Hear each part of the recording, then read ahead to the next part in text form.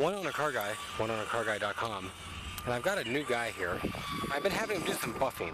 Now I got all kinds of cars. You can check out hipstercars.com and oneownercarguy.com to see a lot of them. I had to extend that on my little button I had to push there. But a lot of what you see I've got for sale, lots sold. Ben's been buffing away. I'm going to talk to him and see where he's got to on this beautiful W140. So? Oh. Give him the last door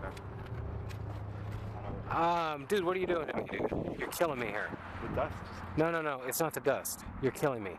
How could you possibly stretch a cord over my paint?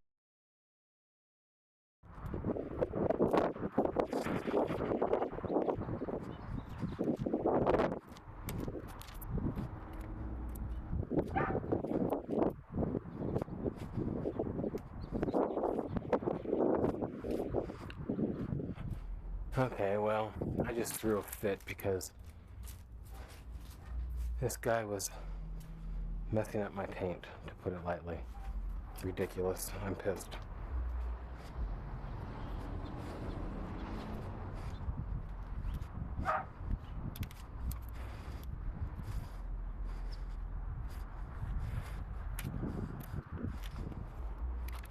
Wow. Do you need this right now? Yeah. Take it. I'll make more.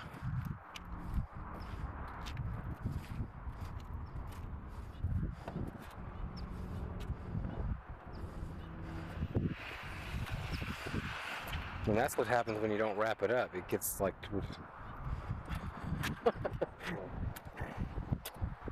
I'll make you more right now. What a fucking bunch of shit. I'm just so fucking poundingly pissed right now. I can't even express. I'm pissed off. Never have I had anything happen like this. I mean, the kid just dragged the cord across the whole front of the car, back and forth, back and forth, back and forth, until I've got cord marks all over my car. So now I gotta try to make some more wax here and kind of by hand, I guess, go over them areas and hope I can get them as good as I can get them.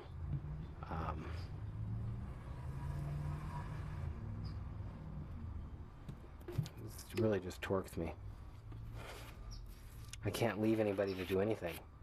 I trained him on what to do with the buffing, and he can do what he's told on that, but I can't train somebody with the common sense to not run a cord over the top of a hood back and forth as you're buffing something.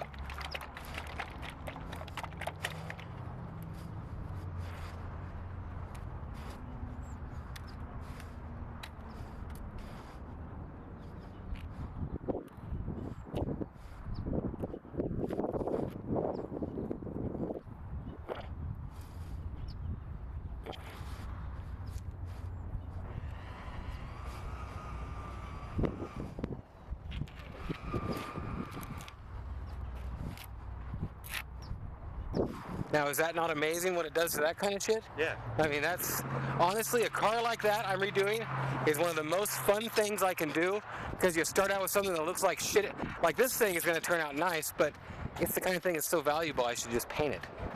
But yeah, man, that's just, you would never expect that, would you? I love it. Yeah, it's just, you would think the paint's gone. This is the kind of car that I would shine up and drive around like that. There ain't no shame in that. That looks good, especially because it's original paint. That's kind of... But yeah, you'd never expect that. I'm even amazed when I come look, even though I knew it was going to do that.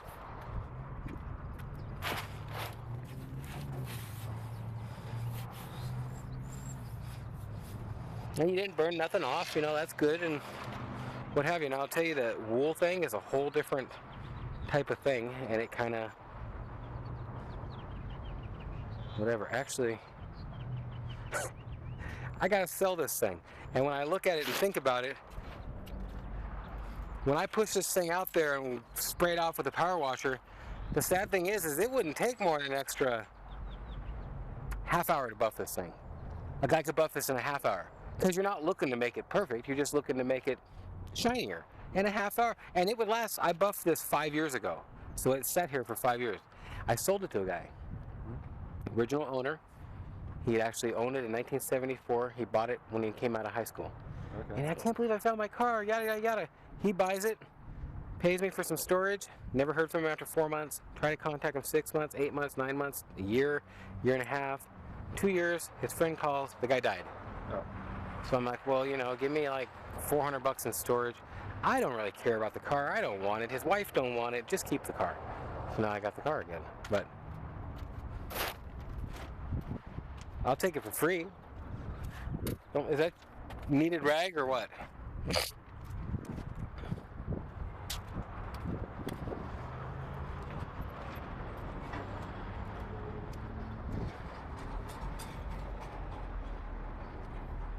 Okay, so after you get the, You have to do the roof? you didn't do the roof? No. Yeah, there's a little, the ladder thing's a little, that thing, yeah.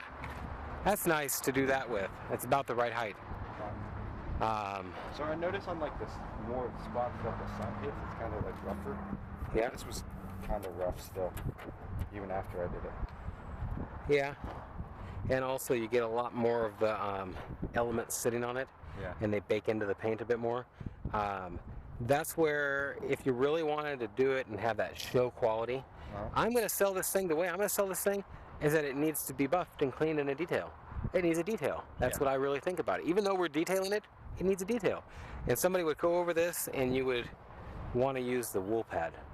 Okay. And I'd take this down with a wool pad and there'd be swirly marks all over it and it would look like shit. And then I'd use that pad and I would use 2 different kinds of wax. I'd use a lot more coarse stuff with the wool and then I'd use a lot more fine stuff with the other and I'd bring it back. All you're doing when you're buffing is you're scratching it up. You're scratching it up and taking paint off and then you're trying to put smaller scratches on top of bigger scratches on top of small. Just keep adding scratches. And yeah, I don't really care about it being perfect on that part. It would be nice, but it's just not been detailed in too long. And yeah, make sure up here, especially with as much as there is, that you really get everything off a little bit beforehand. As a matter of fact,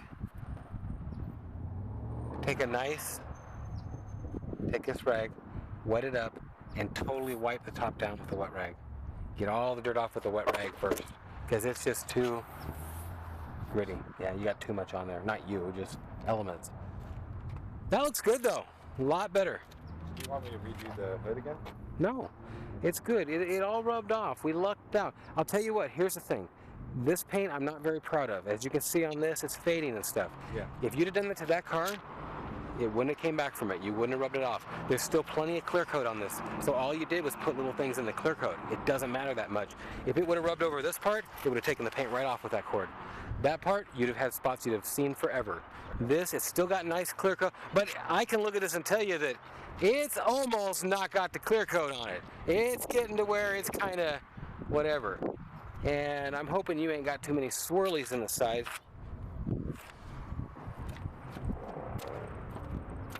I don't think so.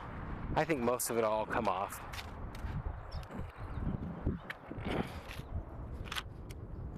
Darker colors will get like swirl marks a lot easier.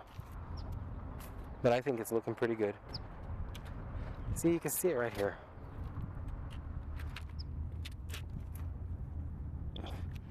And it should look good from in the video though. Should I just record? Because I never let it touch that.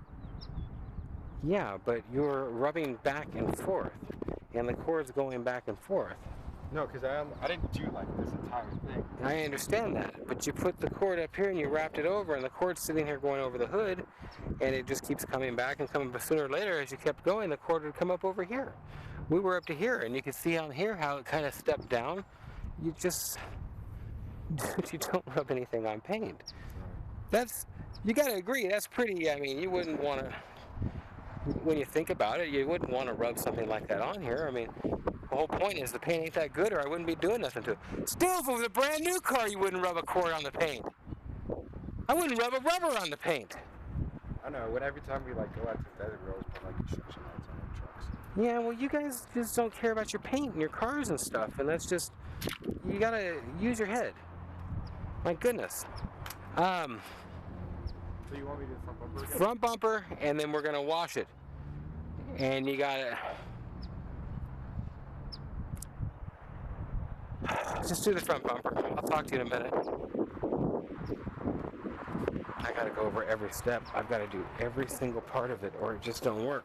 I can't do every part of it. I'm getting crazy on this. And yes, I'm talking to Google Glass. It really is getting hard. I mean, I can't ask him to wash it because I have to go get the power washer. One thing after another.